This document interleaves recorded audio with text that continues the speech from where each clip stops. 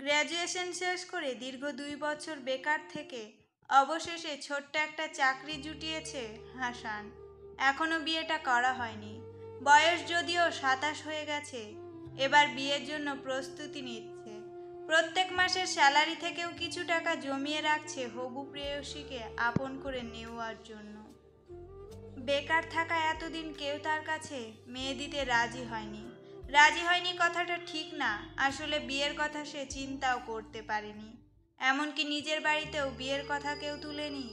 অবশেষে একবার সমস্ত লজ্জা ভুলে একজনকে দিয়ে মার কাছে বলিয়েছিল বিয়ের কথা। মা তখন অবাক হয়ে বলেছিলেন, হাসান বিয়ে করবে? বিয়ে করে বউকে সে খাওয়াবে কি? তাছাড়া বউকে রাখবে বা কোথায়? নিজের আলাদা একটা ঘরও তো নেই তার। এরপর আর বিয়ের স্বপ্ন দেখতে সাহস পায়নি হাসান। একদিকে উত্তাল যৌবন, চারিদিকে হাজারো ফ্যাতনা, অন্যদিকে বেকারত্বের বাধা। বেকারত্বে 2 বছরে অনেক চাকরির চেষ্টা সে করেছে, 2-1টা হয়েও ছিল, কিন্তু দিনের খাতিরে তা রিজেক্ট করতে হয়েছে হাসানের। একটা এনজিওতে জব হয়েছিল তার একবার, খুব ভালো বেতন, উঁচু পদ, কিন্তু সুদের কারবারে চাকরি করে হারাম উপার্জন করবেন না বলে সে চাকরিটা নেয়নি। চাকরিটা না করাতে সেবার ফ্যামিলির সবাই খুব ক্ষেপেছিল হাসানের উপর। কতজনের কথা, কটু কথা। এ যুগের ছেলেরা অত হালাল হারাম দেখে না। তুই চাকরি করবি, বেতন নিবি, কোম্পানি সুদের কারবার করে না, কি করে তা তোর দেখতে হবে না। তবুও হাসান সব কটু কথা সয়ে আল্লাহর উপর ভরসা করে অপেক্ষা করে থাকে হালাল একটা রিজিক উপার্জনের জন্য। বেকার অবিবাহিত যুবক সে, একদিকে হাজারো ফিতনা, অন্যদিকে অফুরন্ত অবসর। কোনোভাবে নফসকে নিয়ন্ত্রণ করতে পারে না সে, গোনাহ হয়েই যায়। তারপর অনুতপ্ত হয়ে রব্বে কাবার দরবারে অনুনয় করে, আরজি জানায়, হে রাব্বুল আলামিন, আমাকে এই গোনাহের সাগর থেকে আপনি উদ্ধার করেন। হালাল রিজিকের একটা পথ আমার জন্য প্রশস্ত করে দিন। চারিত্রিক পবিত্রতা অর্জের জন্য আমার একাকিত্ব ঘুচিয়ে দেন। চক্ষু শীতলকারী কাউকে আমার জীবনে পাঠান।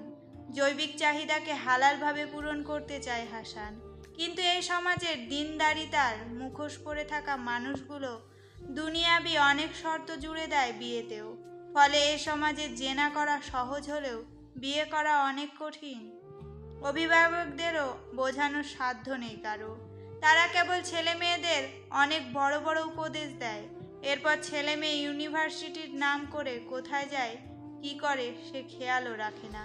ছেলে মেয়ের বয়স কত হলো সে হিসেব তারা জানে না।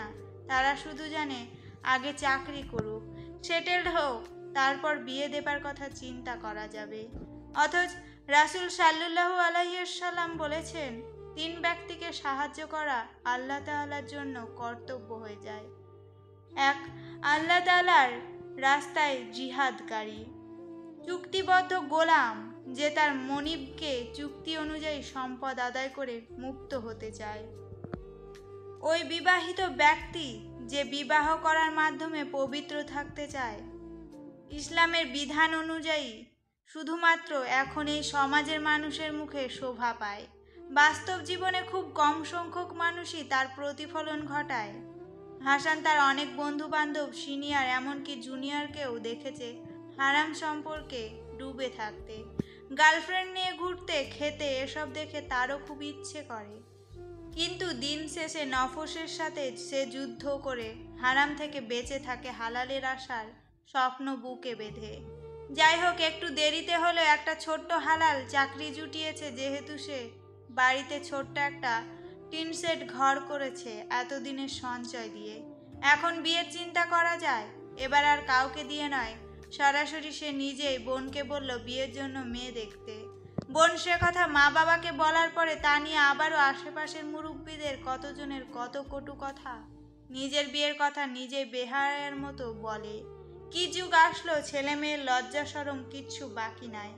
অথচ উনারা কেউ মনে হয় জানে না হাসানের বয়স কত, আর বিয়ের বয়সই বা কখন হয়। হাসানের ধৈর্যের বাঁধ এবার ভেঙে যাচ্ছিল। ইচ্ছে করছিল কটু কথার কিছু জবাব দিতে, কিন্তু এক সমাজ এখানে হালাল বিয়ে করতে চাইলে সমস্যা, কিন্তু হারাম সম্পর্কের সমস্যা নেই। পাশের বাড়ির যে মহিলা হাসানের মুখে বিয়ের কথা শুনে কটু কথাগুলো বলেছিল, নিজ মুখে বিয়ের কথা বলে তাই নির্লজ্জ বলেছিল, ওই মহিলার 16 বছরের মেয়ে কলেজের নাম করে বখাটে ছেলের বাইকে করে ঘুরে হাসান নিজ চোখে দেখেছে। এই হচ্ছে আমাদের সমাজের বাস্তব চিত্র। বেকার বলে যারা হাসানকে একটুও মূল্য দিত না, আজ তারাও হাসানের কাছে মেয়ে বিয়ে দেওয়ার জন্য পাগল। যাই হোক, অবশেষে হাসানের ফ্যামিলি একটা বিয়ের সম্বন্ধ ঠিক করে।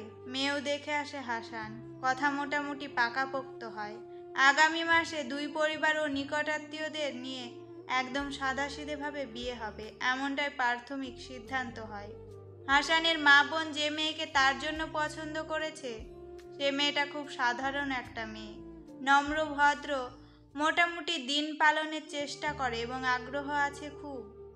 তাই মা বোনের কথায় রাজি হয়ে যায় হাসান।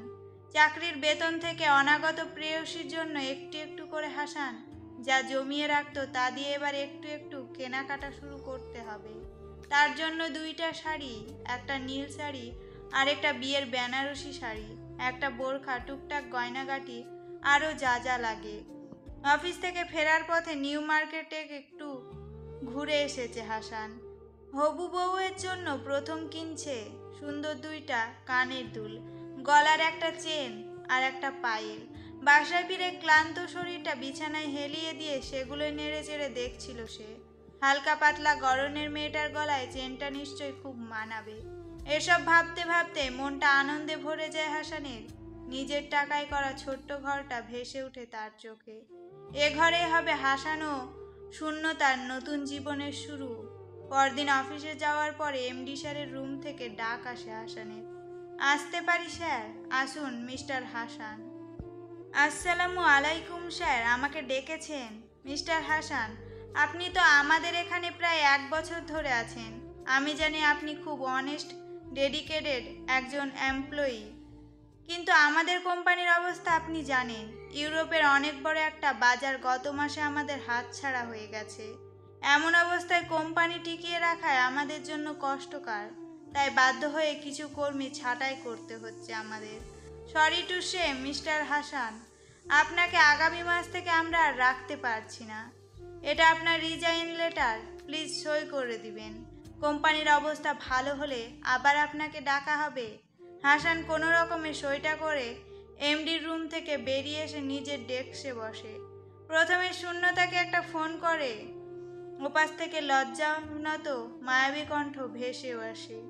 আসসালামু আলাইকুম হাসান সালামের জবাব দিয়ে বলে, আমার চাকরিটা চলে গেছে। আপনি কি পারবেন বেকার ছেলের বউ হতে? শূন্যতা কিছু বলে না। অনেকক্ষণ উভয়ের অপেক্ষায় থেকে হাসান ফোনটা কেটে দেয়। কিছুক্ষণ পরে শূন্যতা একটা মেসেজ দেয়, আমি আপনার মতো বেকার ছেলের বউ হাসি মুখে হতে পারবো, কিন্তু আমার ফ্যামিলি বেকার ছেলের কাছে আমাকে বিয়ে দেবে না। দম বন্ধ হয়ে আসছে হাসানের, খুব কান্না পাচ্ছে। চেয়ার থেকে উঠে বাথরুমে যায়। বাথরুমের দরজা বন্ধ করে পানির ট্যাপ ছেড়ে চুপচাপ কিছুক্ষণ আয়নার সামনে দাঁড়িয়ে থাকে। মুহূর্তে বুকে একটা চিনচিন ব্যথা শুরু হয়। আয়নার ভেতরের প্রতিবিম্বটা যেন বলে ওঠে, হাসান তুমি বেকার যুবক, তোমার সকল চাহিদা যোগ্যতা পরিমাপের মাপকাঠি হলো তোমার টাকা। টাকায় তোমার একমাত্র সুখ। 2 ফোঁটা জল গড়িয়ে পড়ে চোখ থেকে। চোখের জল লুকানোর জন্য ট্যাপ থেকে অনবরত ঝরতে থাকা জলের ধারা থেকে চোখ মুখে জলের ছাপটা দেয় সে। পানির স্পর্শে ঝাপটা হয়ে আসে বেসিনের আয়নাটা, ছায়াটাও তাতে মুছে যায় নিজের। সমাপ্ত। ধন্যবাদ বন্ধুরা, গল্পটা ভালো লাগলে অবশ্যই লাইক, কমেন্ট, শেয়ার করে দিও এবং সাবস্ক্রাইব করে পাশে থেকো।